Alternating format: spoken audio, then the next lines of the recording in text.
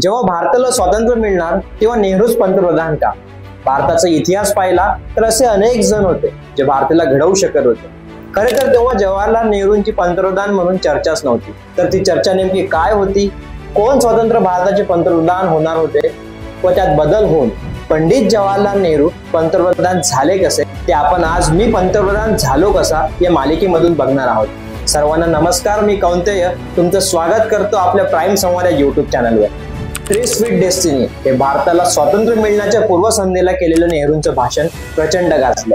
स्वातंत्र्यानंतर भारताला बोट धरून अंधकारातून बाहेर आणणारे आघाडीचे नेते, गांधींचे स्नेही परंतु स्वतःची परखड मते बनवून गांधींच्याही काही गोष्टींना विरोध करणारे, स्वतःच्या पित्यालाच राजकारणातल्या 4 गोष्टी सांगणारे हे नेते म्हणजे पंडित जवाहरलाल नेहरू. नेहरूंविषयी आपल्याला व्हॉट्सअप, फेसबुक, युनिव्हर्सिटीने खूप काही शिकवलं, पण ते भारताचे पहिले पंतप्रधान झाले कसे ते बघू.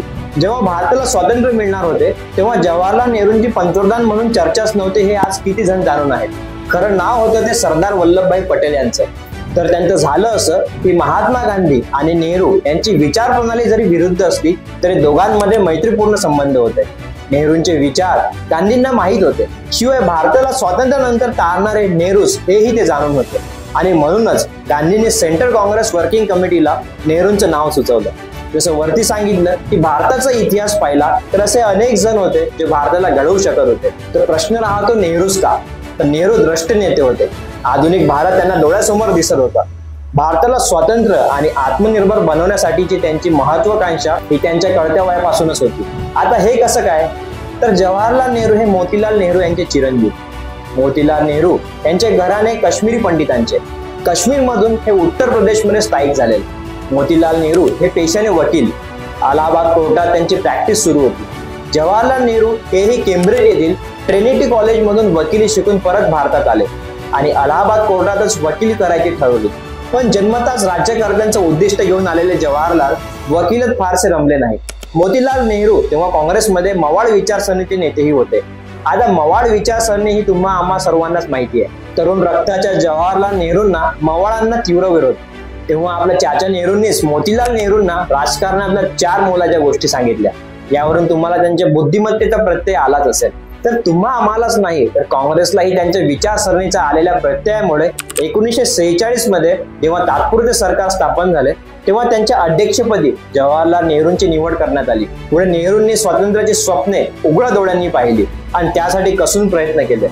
14 ऑगस्ट 1947च्या मध्यरात्री ट्रेस विथ डेस्टिनी हे प्रसिद्ध भाषण भारताच्या संविधान सभेत दिले आणि 15 ऑगस्ट 1947 रोजी स्वतंत्र भारताचा तिरंगा दिल्लीतील लाल किल्ल्याच्या लाहोर द्वारावर फडकला. हे झालं स्वातंत्र्यापूर्वीचं. पण स्वातंत्र्यानंतर काय? आता इथून खरी सुरुवात होते ती नेहरूंच्या राजकीय अस्तित्वाची. आणि तुम्हा आम्हाला असाही प्रश्न पडतो की नेहरू नायक की खलनायक? आता असा प्रश्न का पडावा?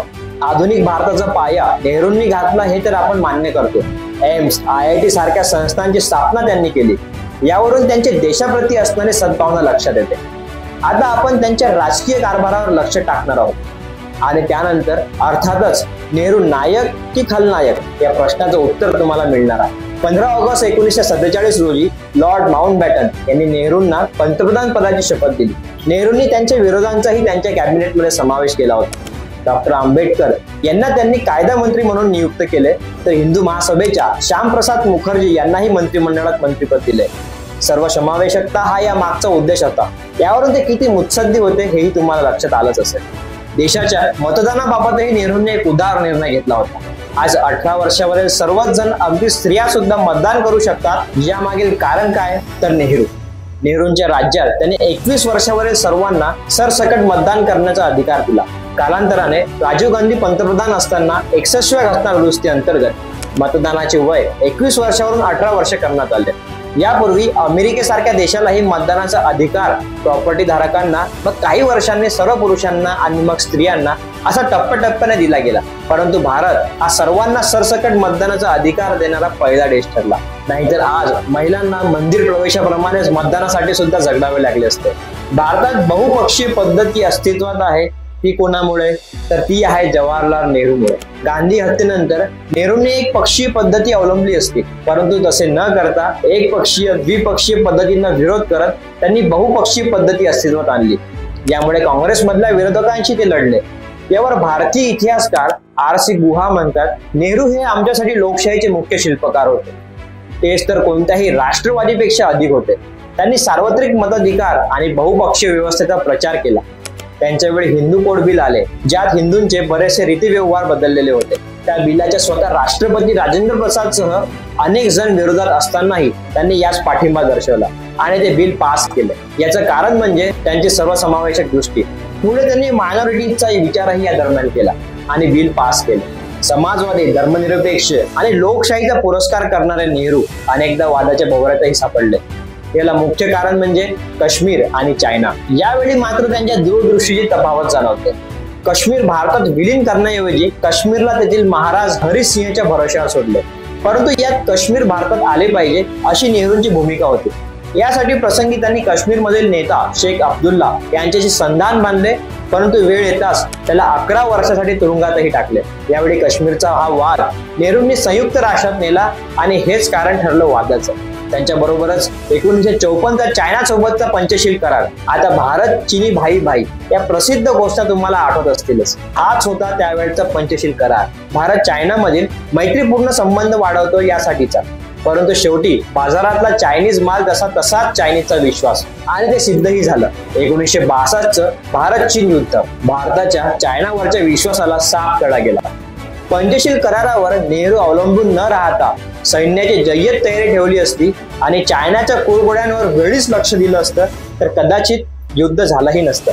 त्यांच्या युद्धबंदी या गांधीवादी विचारामुळे त्यांनी भारतीय सैन्याकडे तितकेसे लक्ष दिले नाही, असेही काही जण म्हणतात। या अशा अनेक गोष्टीवरून ते जरी वादाच्या भोवऱ्यात सापडले असते तरीही त्यांच्या विज्ञानवादी दृष्टिकोन भारताला आत्मनिर्भर बनवण्याची महत्वाकांक्षा ही नेहमीच इतरांपासून वेगळी ठरते।